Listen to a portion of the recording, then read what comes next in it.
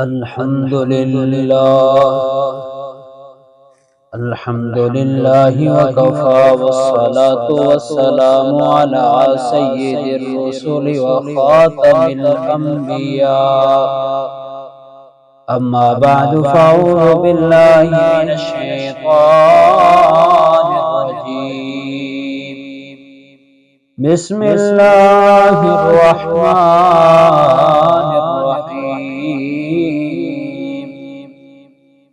واذكر في الكتاب إبراهيم إنه كان صديقا نبيا صدق الله العظيم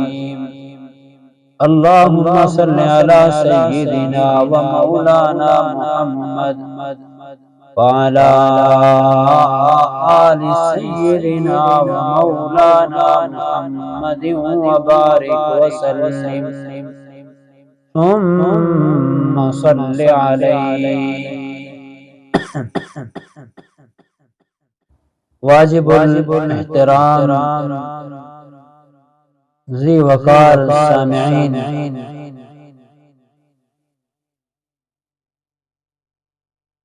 آپ حضرات کی خدمت کے اندر قرآن مجید کی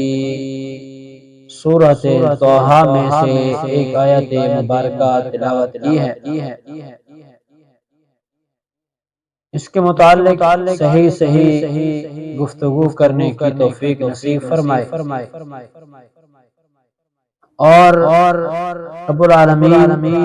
ہمیں اس کے بعد قرآن و سنت کے مطابق صحیح عقیدہ اور عمل کی توفیق نصیب فرمائے.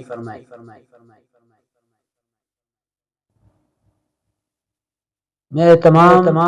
سامعین سے گزارش ہے کہ ہمیشہ دین کی بات کو دل لگا کے سنا کریں. ہو سکتا ہے کہ تھوڑی سی ہماری توجہ کی وجہ سے ہمیں اللہ رب العالمین صراط مستقیم پر چلنے کی توفیق نصیب فرمائے. یا جو حضرات صراط مستقیم پر موجود ہیں ان کی اس موجودگی میں برکت نصیب فرمائے اور ان کے درجات بلند ہوں. تمام احباب کو، مسلمان امہ کو یہ معلوم ہے کہ اب شوال کا مہینہ اور ذی قعدہ ذی الحجہ یہ جو شروع ہو چکے ہیں، ان مہینوں کے اندر ایک بہت بڑی نسبت مسلمان کے ایمان کے ساتھ منسلک ہے. وہ نسبت بیت اللہ کا حج ہے. جس کے پاس توفیق ہے، استطاعت ہے،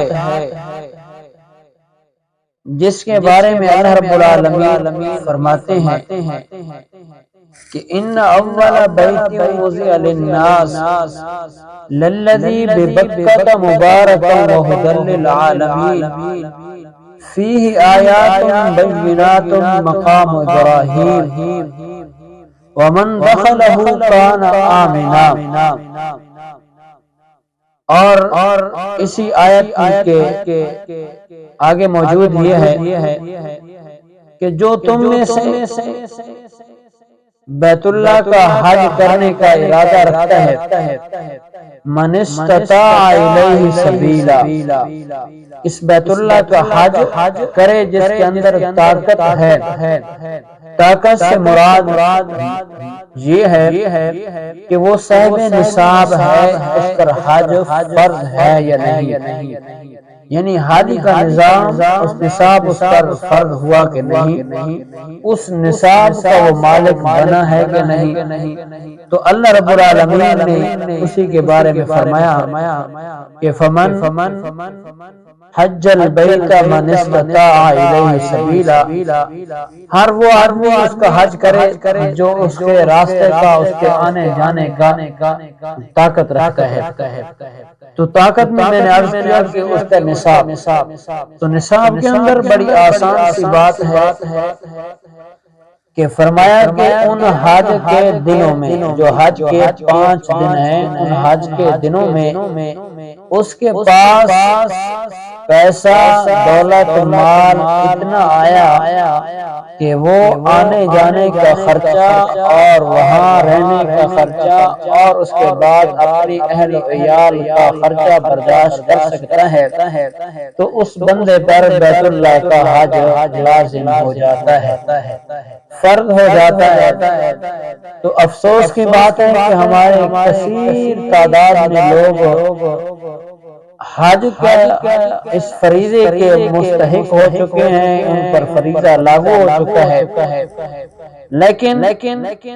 وہ بیت اللہ کا حج نہیں کرتے اور عمر بڑھاپے کی طرف جاتی رہتی ہے اور اس سے وہ محروم ہوتے رہتے ہیں۔ تو حج تو دوستوں جوانی کا ہوتا ہے،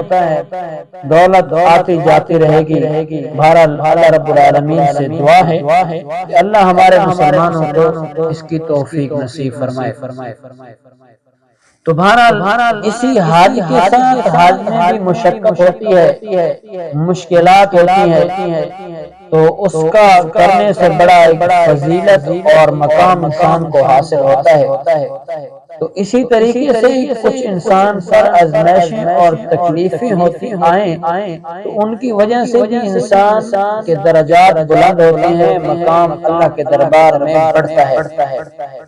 تو اسی کے ساتھ ایک نسبت حضرت ابراہیم خلیل اللہ علیہ السلام کی جڑی ہوئی ہے۔ حضرت ابراہیم علیہ السلام پر زندگی میں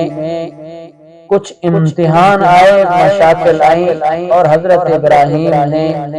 ان کو اللہ کے دربار میں صحیح کر کے نبھایا۔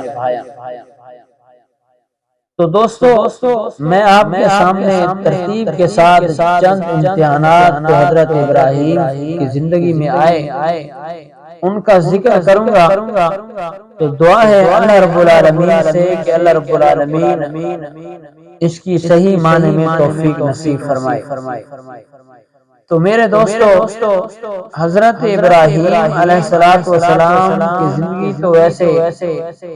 امتحانوں سے معنون ہے، منور ہے، اور پھر ان کے بارے میں اللہ رب العالمین کیا فرماتے ہیں؟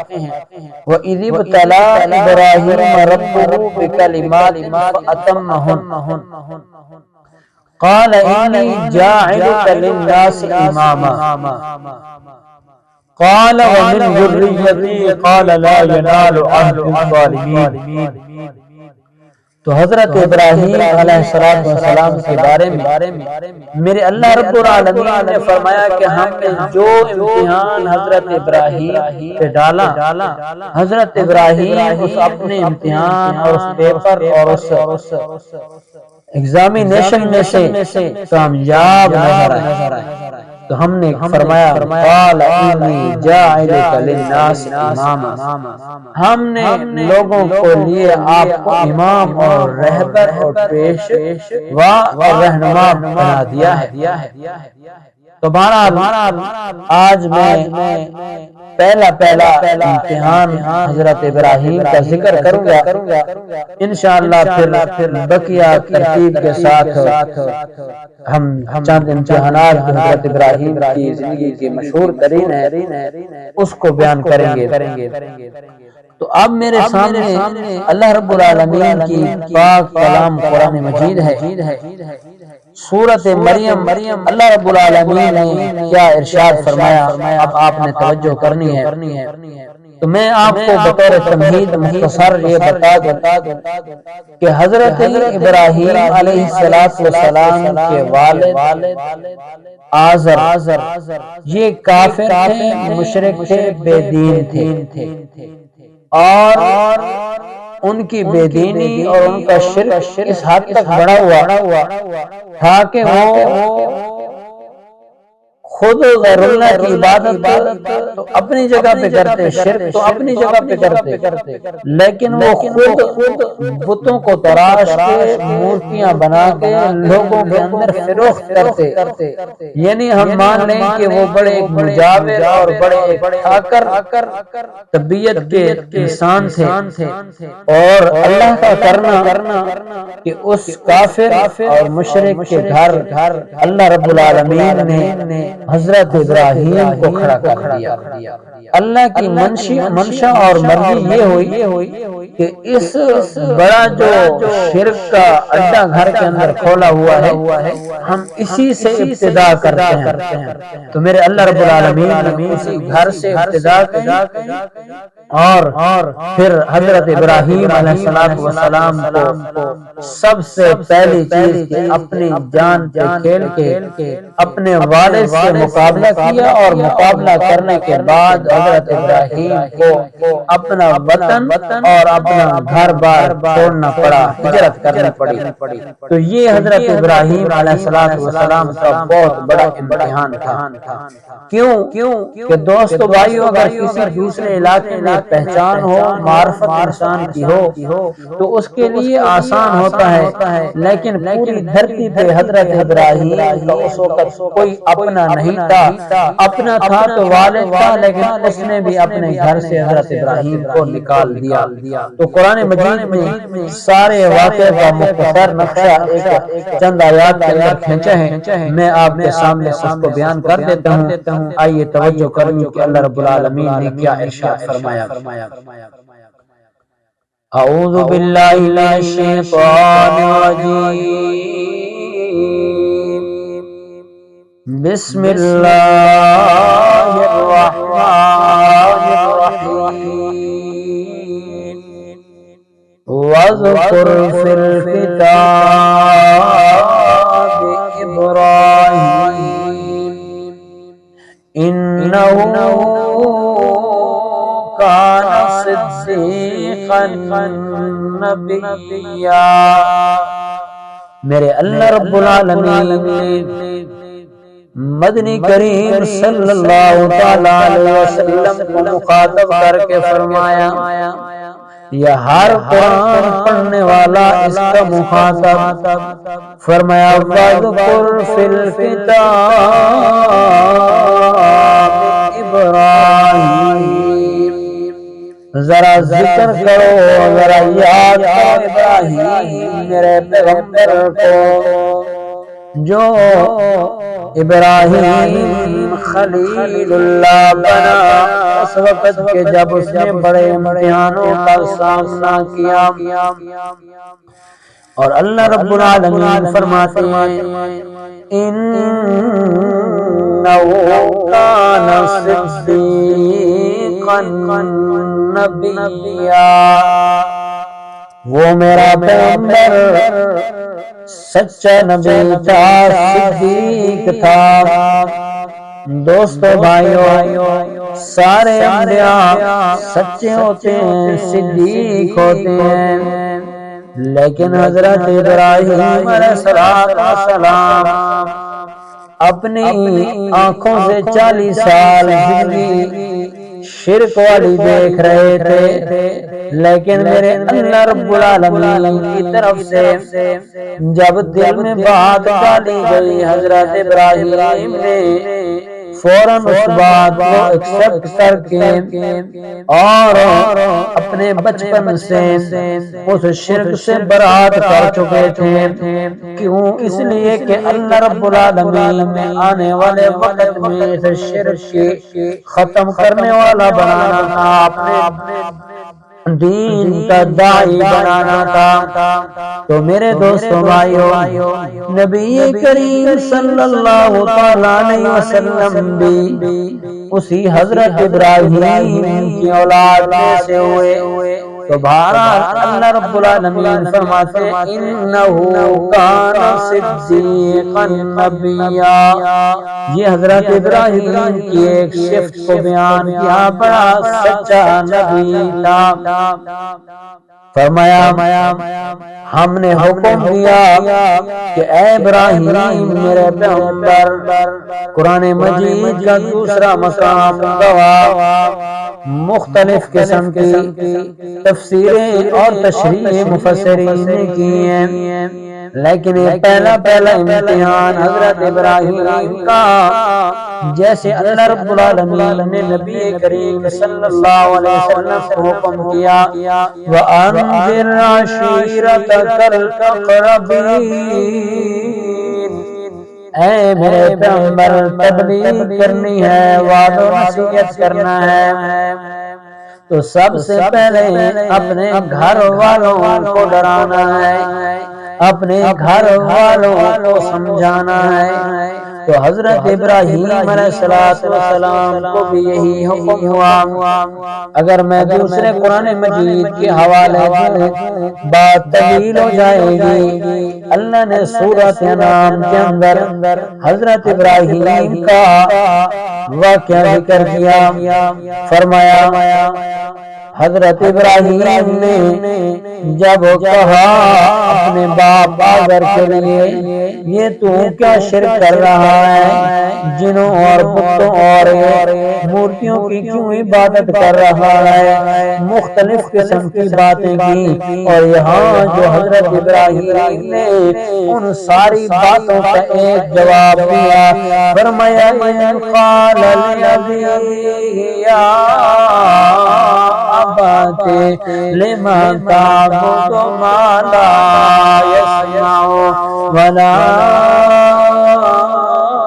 يبصر ولا يغني عنك شيئا۔ حضرت ابراہیم نے اپنے باپ کے لیے کہا یا ابت۔ یہاں میرے دوستوں بھائیو، میرا تعلق جماعت اشاعت التوحید و سنہ سے ہے، ہماری دعوت بھی یہی ہے، ہماری فکر بھی یہی ہے کہ دعوت تبلیغ، دعوت توحید کا کام کرو، ہر طریقے سے کرو، ہر ذرائع سے کرو، لیکن سب سے پہلی چیز کہ کسی کو تبلیغ کرنی ہے، کسی کو واعظ و نصیحت کرنا ہے تو سب سے پہلے اس کے لیے ادب اور احترام کے دائرے میں رہ کے اگلے کی نفس کو سمجھتے ہوئے اگلے کی عزت نفس کو مجروح نہیں کرنا، پیار اور محبت سے یہ لوگوں کو تبلیغ کرنی ہے، دعوت توحید دینی ہے، تب تو کام بنے گا۔ یہ میری جماعت کا بھی یہی مشن ہے، ہمارے استادوں کا بھی یہی طریقہ، ہمارے شیوخ کا بھی یہی طریقہ، نبی کریم صلی اللہ علیہ وسلم کا یہی طریقہ، حضرت ابراہیم جد الانبیاء کا بھی یہی طریقہ۔ بات گھر سے شروع کی لیکن کہا یا ابت، عربی کے اندر یا حرف ندا ہے، کسی کو جب آواز دی جاتی ہے علماء فرماتے اس میں پیار محبت بھری ہوتی ہے، یا ابت اے میرے پیارے ابا جان، لمن تعبد ما لا يسمع ولا يبصر، اے ابا جان تو کیوں ان کی عبادت کرتا ہے، لمن تعبد کیوں عبادت کرتا ہے، جو ما لا يسمع جو سنتے نہیں، ولا يبصر دیکھتے نہیں، ولا يغني عنك شيئا، اے ابا جان جو آپ پر تکلیف آ جائے اس کو دور نہیں کر سکتے، تو لہذا میرے دوستو بھائیو، مورتیوں کی شکل میں ہو، مردوں کی شکل میں ہو، جب دنیا سے چلے جائیں وہ کسی کا کلام نہیں سنتے، نہ کسی کو نقصان پہنچا سکتے ہیں، نہ کسی کو نفع دے سکتے ہیں، بلکہ فرمایا کسی سے آئی ہوئی جو تکلیف اور مصیبت مصیبت ہے اس کو بھی نہیں ہٹا سکتے، تو جو اتنے عاجز ہیں پھر ان کے نہ تو درباروں پہ جانا چاہیے، نہ ان کی قبروں پہ جانا چاہیے، نہ ان کی نظر نیاز دینی چاہیے، نہ ان کی منت منوتی ماننا چاہیے، نہ ان کے سامنے سجدہ کرنا چاہیے، نہ ان کی قبر پہ جھکنا چاہیے، کسی قسم کا کوئی شرک والا کام فعل نہیں کرنا چاہیے۔ لہذا حضرت ابراہیم نے ابا جان کو پہلی بات کہی۔ آگے چلیے، نبی ہوتا ہے کیونکہ اس کا استاد کوئی دنیا کے انسان نہیں ہوتا، اس کا استاد میرا اللہ ہوتا ہے، میرے اللہ کی نگرانی میں تربیت ہوتی ہے، میرے رب کی رحمت اور شفقت اور عنایت کے بادلوں کے اندر پرورش پیغمبر نبی پاتا ہے۔ دوبارہ فرمایا ابت انی قد جاءنی من العلم ما لم یاتک فاتبعنی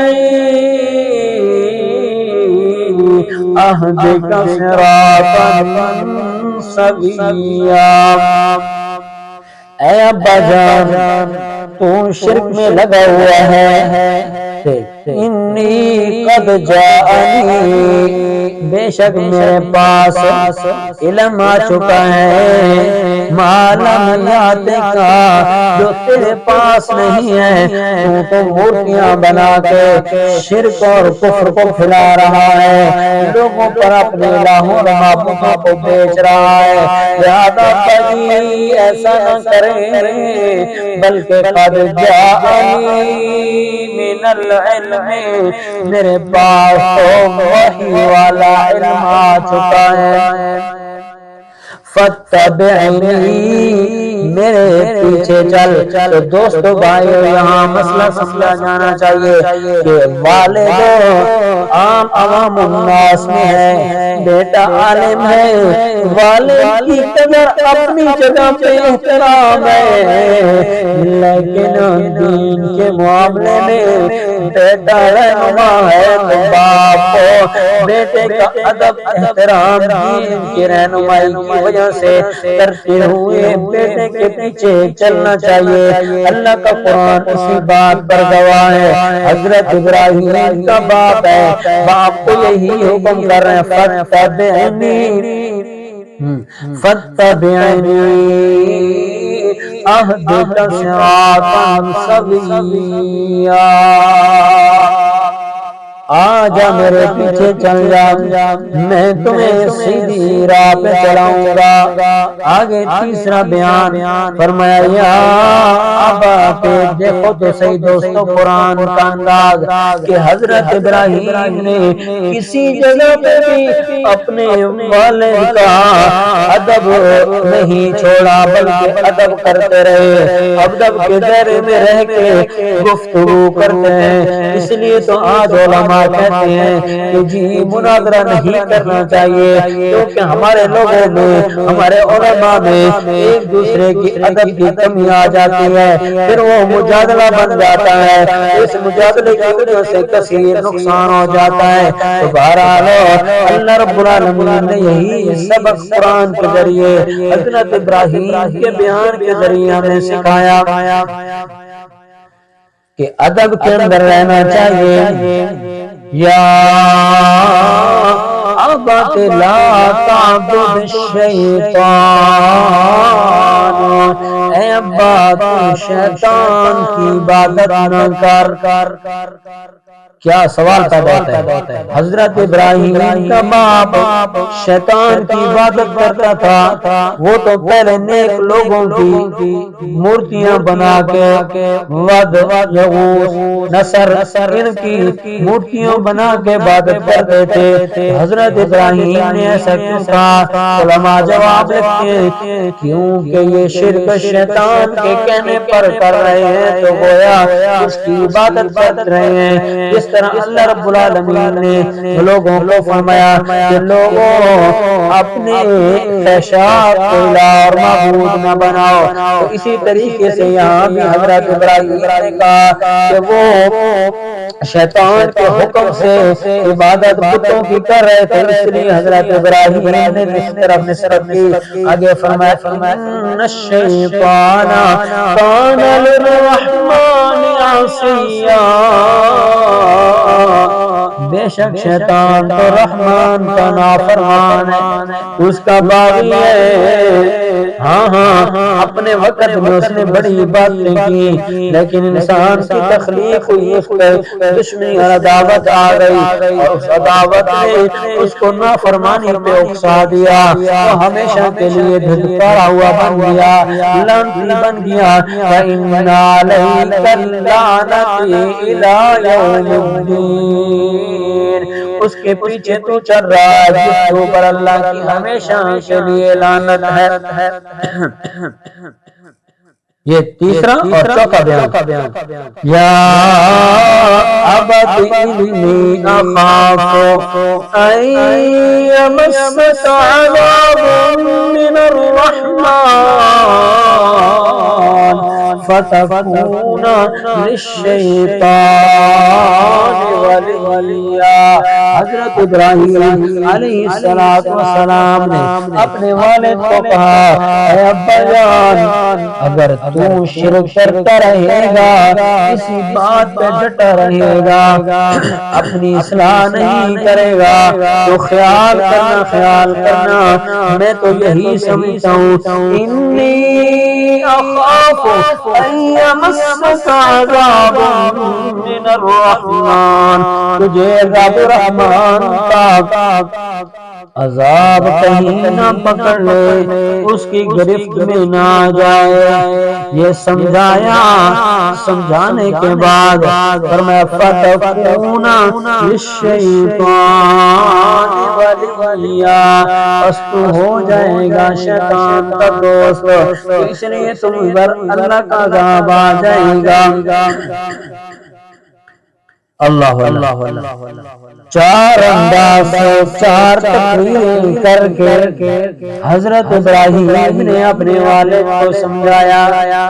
اب والد کی ہٹ گرمی دیکھیں، اس کی جوابی کارروائی دیکھیں، قرآن نے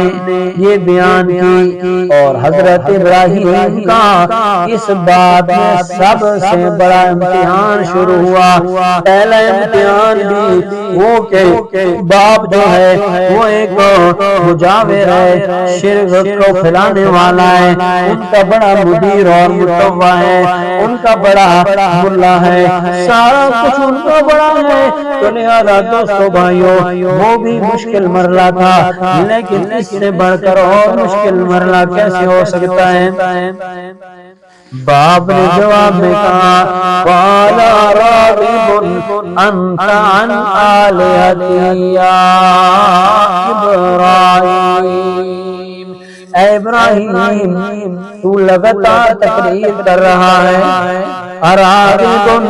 أَنْتَ عَنْ آلِهَتِي، کیا تو باز نہیں آتا، تو ہمارے بتوں اور ہمارے معبودوں کے خلاف ہو چکا ہے، کیا مشکل ہے ابراہیم، تو کیا کر رہا ہے، تو لئن لم تنتہی، اب میری بات سن، آپ میری بات سن لے، لئن لم تنتہی لأرجمنک، میں تمہیں سمجھا رہا ہوں کہ اتنی تقریر میں نے تیری سن لی، اگر تم نے کاروبار میں میرے شرک میں مداخلت کی، لئن لم تنتہی تو باز آیا، لأرجمنک، اللہ اکبر، کتنی بڑی بات، پیغمبر دل کی گہرائی سے، دل کی خیر خواہی سے باپ کو سمجھا رہا ہے، ابا جی شرک سے باز آ جائیے، لیکن باپ کی ہٹ گرمی دیکھیے دوستو بھائیو، آگے سے جواب منفی میں آ رہا ہے، کہہ رہا ہے لأرجمنک، کا میں تجھے سنسار کر دوں گا، تمہیں پتھروں سے ماروں گا۔ وَاهْجُرْنِي مَلِيًّا، اور تو میرے گھر سے نکل جا، تجھے میرے گھر کے اندر رہنے کی کوئی ضرورت نہیں، مجھے نہیں چاہیے ایسی اولاد۔ یہ تو اللہ کے پیغمبر دوستوں، کتنی عجیب بات، کتنا اعلیٰ انسان، کتنا برگزیدہ انسان، کتنی عظمت اور شان والا، جو کئی ہزاروں کی تعداد سے جن کا باپ بنا، جن کی اولاد سے انبیاء آئے، وہ انسان اور اس کو کہا جا رہا ہے کہ میں یہاں بات کر دوں۔ دوستوں، دین کی وجہ سے تکلیفیں آتی ہیں، مصیبتیں آتی ہیں، کبھی اپنوں سے، کبھی بیگانوں سے، کبھی کفار سے، کبھی شرک والوں سے، کہ مختلف قسم کے لوگوں سے اذیتیں پہنچتی ہیں، لیکن حضرت ابراہیم کا انداز اپنانا ہے، ادب کے دائرے میں رہنا، احترام کے دائرے میں رہنا، بد اخلاقی کا پہلو نہیں اپنانا، اور اسی طریقے سے صبر کرنا۔ اللہ رب العالمین فرماتے ہیں وَبَشِّرِ الصَّابِرِينَ،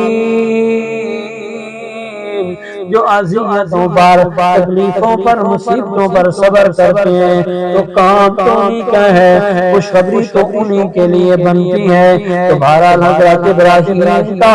یہ بہت بڑا امتحان تھا کہ اگر میرے گھر میں رہے گا، دوبارہ بات کی تمہیں میں پتھروں سے مار دوں گا، اور اگر نہیں تو نہیں رہتا بات کرنے سے، تو وَاهْجُرْنِي مَلِيًّا،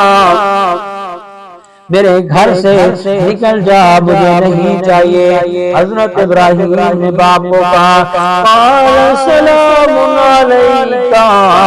بابا جب میں نے اتنا سمجھایا تو نہیں مانتا تو سلام علیکم، جہاں سلام متارکت ہے، جدائی کا سلام، اچھا نہیں مانتا تو ٹھیک ہے، خلے بلے سلام رحمت اللہ، ہم جا رہے ہیں۔ اللہ اگلے جملے سَأَسْتَغْفِرُ لَكَ رَبِّي ان قریب، میں اللہ کریم سے تجھے تیرے لیے بخشش مانگوں گا۔ یہاں سوال پیدا ہوتا ہے کہ اللہ نے تو قرآن میں منع فرمایا مشرک کے لیے بخشش نہیں کرنی چاہیے، وَمَا كَانَ لِلنَّبِيِّ وَالَّذِينَ آمَنُوا أَن يَسْتَغْفِرُوا لِلْمُشْرِكِينَ، میرے پیغمبر آپ کو بھی جائز نہیں اور ایمان والوں کو بھی جائز نہیں کہ مشرک کے لیے دعائیں بخشش کریں۔ تو حضرت ابراہیم علیہ السلام نے کہا سَأَسْتَغْفِرُ لَكَ رَبِّي انہو کان بی حفیّا، میرا اللہ میرے سے بہت پیار کرنے والا ہے، میں اپنے رب سے مانگوں گا، امید ہے وہ تجھے معاف کر دے۔ یہاں علماء نے دو جواب لکھے، ایک جواب تو پہلا ہے وہی آیت سورۃ توبہ کے اندر موجود ہے کہ فرمایا وَمَا كَانَ اسْتِغْفَارُ إِبْرَاهِيمَ لِأَبِيهِ، اللہ کا عجیب انداز، اللہ کا کلام عجیب، جہاں نبی کریم صلی اللہ علیہ وسلم کو منع کر رہے ہیں، وہی اگلی بات بھی حضرت ابراہیم کی کر دی کہ نہیں کہیں لوگوں کے دل میں یہی جملہ آئے گا، خیال آئے گا کہ حضرت ابراہیم نے تو کہا تھا، اللہ نے خود اس کا جواب دیا وَمَا كَانَ اسْتِغْفَارُ إِبْرَاهِيمَ لِأَبِيهِ، فرمایا ابراہیم کا جو استغفار تھا وہ ایک وعدہ تھا، اسی کے طور پہ بات حضرت ابراہیم نے کی، لیکن حضرت کو یہ پتہ نہیں تھا کہ وہ اللہ کا دشمن ہے۔ جب انہو عدو، حضرت ابراہیم کو پتہ چل گیا کہ یہ تو شرک سے ہٹنے والا نہیں ہے، اللہ کا واضح دشمن ہے، تو حضرت ابراہیم نے اس سے برات کی انی بری میں تجھ سے بری ہوں۔ تو بہرحال ایک جواب تو قرآن کے اندر موجود ہے، اور دوسرا ایک علماء نے مانا کیا سأستغفرک کہ میں تیرے لیے اللہ سے دعا کروں گا، یعنی ہدایت دے، ہدایت کے بعد تیرے پچھلے گناہ معاف کر کے تجھے بخش دے۔ یہ دو جواب تو حضرت ابراہیم علیہ السلام اپنی عاجزانہ زندگی کو ظاہر کرتے ہوئے معصومانہ چہرے سے اپنی جوانی کا سارا سسٹم موجود ہے، سارا کچھ ہونے کے باوجود حضرت ابراہیم نے اپنا گھر چھوڑ دیا، چل پڑے وَآتَزِلُكُمْ مَا تَدْعُونَ مِن دُونِ اللَّهِ وَأَدْعُو رَبِّي عَسَىٰ أَلَّا أَكُونَ بِدُعَاءِ رَبِّي شَقِيًّا۔ عربی زبان کا بہت ہی اللہ رب العالمین نے اس میں لطف رکھا ہے، جب یہ پڑھے جاتے ہیں معنی کی طرف توجہ بندہ کرتے ہیں، حیران ہے اردو میں معنی بیان کرنے میں وہ لطف نہیں آتا جو قرآن کے لفظ پڑھنے میں لطف آتا ہے۔ جی کیا فرمایا؟ وَآتَزِلُكُمْ وَمَا تَدْعُونَ مِن دُونِ اللَّهِ جدا ہوتا ہوں تم سے جو تم اللہ کے علاوہ جن کو پکارتے ہو، جن کی عبادت کرتے ہو، وَأَدْعُو رَبِّي میں اپنے رب کو پکاروں گا، اپنے رب کو بلاؤں گا، اپنے رب سے مانگوں گا، مجھے اللہ ٹھکانہ دے گا۔ ابا مجھے تیری حویلی کی ضرورت نہیں، تیرے گھر کی ضرورت نہیں، میرے دل میں تو اللہ کی توحید ہے، میرے دل میں تو اللہ کا پیغام ہے، مجھے وہ محبوب ہے، میں تیرا گھر چھوڑتا ہوں، کچھ ضرورت نہیں۔ عسیٰ اللہ اکونا بدعاء ربی شقیّا مجھے اپنے رب سے امید ہے اللہ مجھے بے یار و مددگار نہیں چھوڑے گا۔ شقیّا کے عربی اعتبار سے تو کچھ لفظ مشکل معنی ہے، لیکن یعنی محروم نہیں کرے گا، مجھے چھوڑے گا نہیں، ہر طریقے سے میرا اللہ میری مدد کرے گا۔ لہذا مجھے دنیا کی وسیلوں کی ضرورت نہیں، مجھے دنیا کی کسی بات کی ضرورت نہیں، میں تو اپنے رب پہ امید رکھتا ہوں، یقین رکھتا ہوں وہ اللہ میرے لیے کچھ انتظام کرے گا۔ تو دوستو بھائیو، اس مختصر سی بات سے یہ بات سمجھ آ گئی کہ حضرت ابراہیم نے اللہ کا پیغام اپنے گھر سے شروع کیا، پہلی بات۔ دوسری بات کہ انسان کو ادب و احترام کے اندر رہ کے دین کا کام کرنا چاہیے، اپنے عام مقتدی حضرات ان سے بھی پیار محبت سے یا عوام الناس ہو۔ دو باتیں۔ تیسری بات دین کا آنے والی تکلیف پر صبر کرنا چاہیے۔ چوتھی بات کہ جب کوئی تکلیف آئے، دین کا کام کہیں نہیں ہو رہا صحیح طریقے سے اور لوگ روک رہے ہیں، مشکلات ہیں، دقت ہے، انسان آگے جائے پھر وہ چھوڑ کے ہجرت کر دے۔ یہ چار باتیں حضرت ابراہیم اس مختصر کے واقعے سے سمجھ آ گئی۔ اور اگر